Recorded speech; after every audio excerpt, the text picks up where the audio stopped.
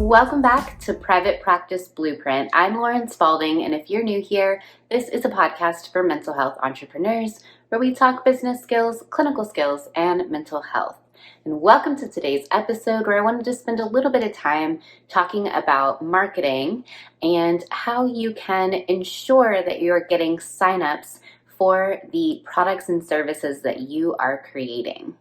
Now, we've all experienced this where we get an idea, we know it's a great idea, we know there's a need for it, and we create the product or service around that idea, and then we promote it, and we don't really get a lot of traffic. We don't get the conversion rate that we were expecting, and even sometimes we have to cancel that webinar or training or whatever it is that we created, and we feel so bummed because we spent so much time working on that.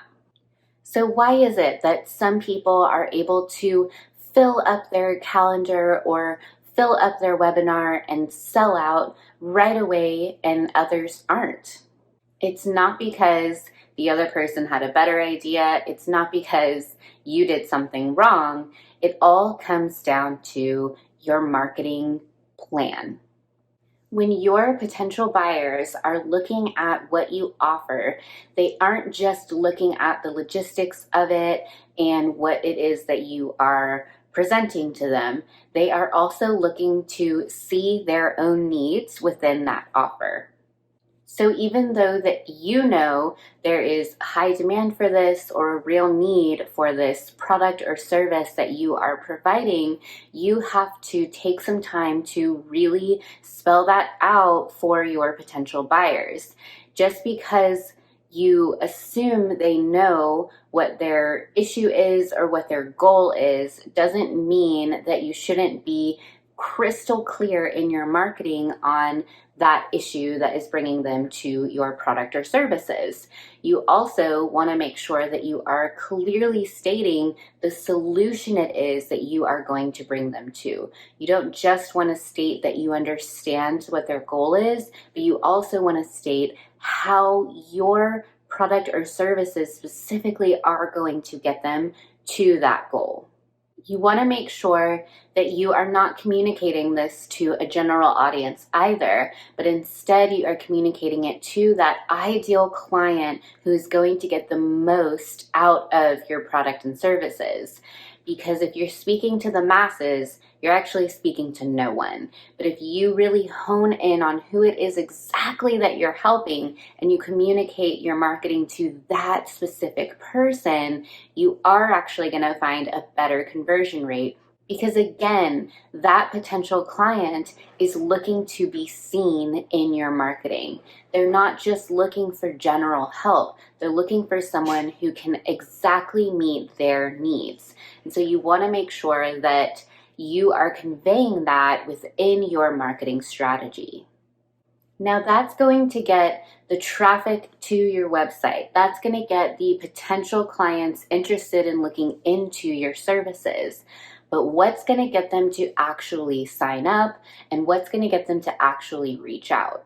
Now, the difference between a strong sales funnel versus a weak one is how you are conveying that this is a need being met and not just a desire. A strong marketing campaign can clearly state not only what the buyer is looking for, but why this service or product that is what they're looking for is a need, is a necessity for them and their goals. So I want to share an example just to clarify this principle of marketing. So let's think about food.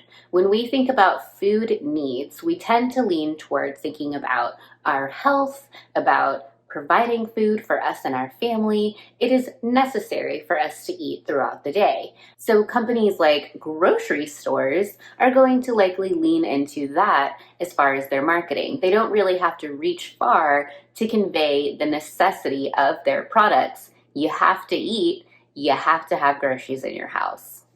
But what about companies that are a bit more removed from that initial necessity, like fast food chains? Well, we know that food isn't necessarily healthy for us. We know that it's not a need for us to feed ourselves because we could just have groceries in our fridge.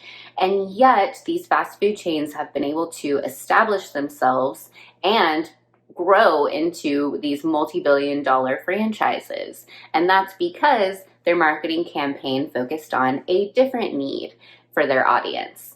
Fast food chains tend to focus on convenience. They really push how quickly they can get their food to you. They push how helpful it is to remove that burden of cooking for your family. And they really push how much time you can save by indulging in their products. So they aren't speaking so much to the basic needs of food, you gotta eat, but they're speaking more to the convenience and that need we all have to save time and relieve stress from our busy, hectic schedules.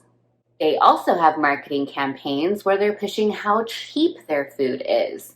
These marketing campaigns are speaking to the need of financial frugality among certain families and certain clientele. Their commercials are telling you how much money you would save by just buying a burger and fries from them instead of buying all of the groceries you need to make that at home.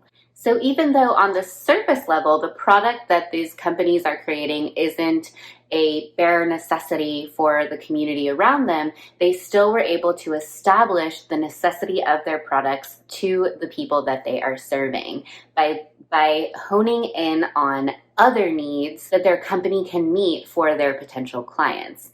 Yeah, they're not going to meet your need for healthy living. Yeah, they're not going to meet your need for filling up your fridge for the week full of ingredients, but they are going to meet your need to save time, to bring some stress relief after a hectic day, and to save you some money.